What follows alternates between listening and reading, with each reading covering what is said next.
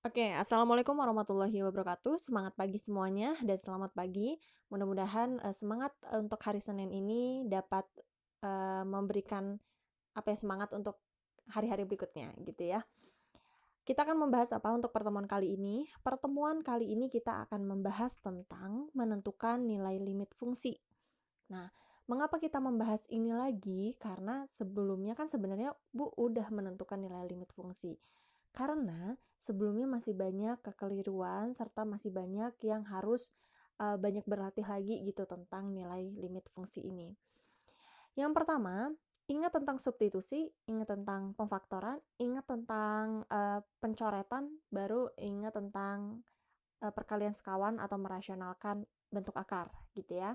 Misalkan ada limit X mendekati 5 di mana ada fungsinya 3X ditambah 4 per 2X dikurangi 3. Apa yang harus kita lakukan? Coba dulu cara yang pertama adalah substitusikan. Kita masukkan nilai X ini ke dalam fungsi yang pembilangnya, kemudian ke dalam fungsi yang penyebutnya. Kita masukkan substitusikan 3 dikali 5, 15 ditambah 4, 19. 2 kali 5, 10 dikurangi 3, 7. Jadi bisa ya, jadi nggak perlu ada pemfaktoran, langsung disubstitusikan saja. Berarti 3 dikali 5 ditambah dengan 4 per 2 dikali dengan 5 dikurangi 3. Hasilnya adalah 15 ditambah 4 per 10 dikurangi 3 atau sama dengan 19 per 7. Cukup selesai sampai di sini. Jadi periksa dulu, substitusiin dulu, baru kalau nggak bisa substitusi difaktorkan gitu ya. Untuk contoh soal yang kedua. Contoh soal yang kedua ini variabel itu tidak hanya X saja karena variabel itu bisa A sampai Z. Jadi di sini contoh yang kedua adalah Ibu masukkan T. Limit T mendekati 2, di mana fungsinya T kuadrat dikurangi 5T ditambah 6 per T dikurangi 2. Kita coba untuk uji substitusi. Jadi masukkan dulu nilai 2-nya ke salah satunya, yaitu boleh pembilang, boleh penyebut. Ibu akan masukkan ke dalam penyebut. Jika dimasukkan, substitusikan 2 dikurangi 2 jadinya 0. Nah, kalau terjadi seperti itu, coba difaktorkan. Pemfaktorannya adalah berapa kali berapa yang hasilnya 6, kemudian kalau dijumlahkan angka tersebut hasilnya negatif 5. Iya, yaitu T ditambah ditambah apa kurang nih? Dikurang ya? Dikurang dengan 3, terus dikali dengan T kurang 2 per T dikurangi 2. Ada yang sama, setelah faktorkan jangan lupa dicoret. Coretnya yang mana? Yang memiliki angka yang sama, variabel yang sama. Maka coret, coret. Setelah dicoret, disubstitusi. 2 dikurangi 3. 2 dikurangi 3 sama dengan negatif 1. Selesai sampai di sini. Kita lanjut ya. Bagaimana untuk contoh yang memiliki akar? Ingat kemarin contoh yang memiliki akar adalah dikalikan sekawan atau merasionalkan bentuk akarnya. Nah, perkalian sekawan ini Ibu ingatkan kembali. Misal ini ditulis sama dengan limit X mendekati 0. Lihat bentuk akarnya. Jadi kalikan dengan tanda yang berbeda tapi bentuknya adalah yang bentuk akar. Kalau pembilang dan penyebut di sini, bentuk akarnya adalah yang penyebut. Jadi kita kalikan dengan yang penyebut. X kuadrat ditambah 4 dikurangi 2 per X kuadrat dikali dengan pembilangnya yaitu X kuadrat ditambah 4. Tandanya lihat di sini negatif, maka perkalian sekawannya adalah positif per akar, penyebutnya jadi akar X kuadrat ditambah 4 plus 2. Nah, kita operasikan satu persatu. X kuadrat ditambah 4 dalam akar ini dikalikan dengan ini. Hasilnya adalah akarnya hilang ya, akarnya menjadi pangkat 1. Jadinya limit X mendekati 0 dengan X kuadrat ditambah 4 Kemudian X kuadrat ditambah 4 dalam akar dikalikan dengan 2. Jadi ditambah dengan 2 akar X kuadrat ditambah 4. Dan negatif 2, ini ingat negatif, harus teliti nih tanda-tandanya. Negatif 2 dikali dengan akar, jadi negatif 2 akar X kuadrat ditambah 4, kemudian negatif 2 dikali 2, jadinya negatif 4. Tarik garis, bawahnya X kuadrat dikali dengan akar X kuadrat ditambah 4, kemudian ditambah dengan 2. Yang ini jadi 0 ya, ini dengan ini.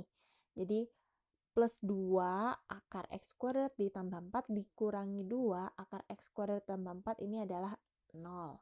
Kemudian kita selesaikan yang ada ujung di sini. X kuadrat ditambah 4 dikurangi, ini jangan lupa ini negatif.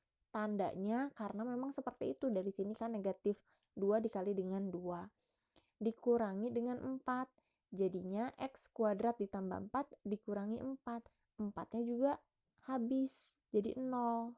Kalau sudah, jadi limit X mendekati 2, X kuadrat per X kuadrat dikali dengan akar X kuadrat ditambah 4. Nah, ditambah lagi dengan 2. Nah, gimana ini? Ternyata untuk pembilang dan penyebut memiliki variabel yang sama, dan ini adalah yang kiri dan kanan bentuknya perkalian. Jadi, boleh dicoret. Kalau dia bentuknya perjumlahan di tengah-tengah sini, nggak boleh dicoret ya. Diselesaikan dulu. Nah, ini boleh dicoret karena dia bentuknya perkalian. 0 kuadrat plus 4 ditambah 2. 1 per akar 4 itu adalah 2 ya, 2 ditambah 2 sama dengan 1 per 4. Selesai untuk contoh soal nomor 3. Kita lanjutkan satu lagi. Bagaimana kalau penyebutnya yang dalam bentuk akar nih? Nah, kalau seperti ini sama, kalikan dengan bentuk sekawannya.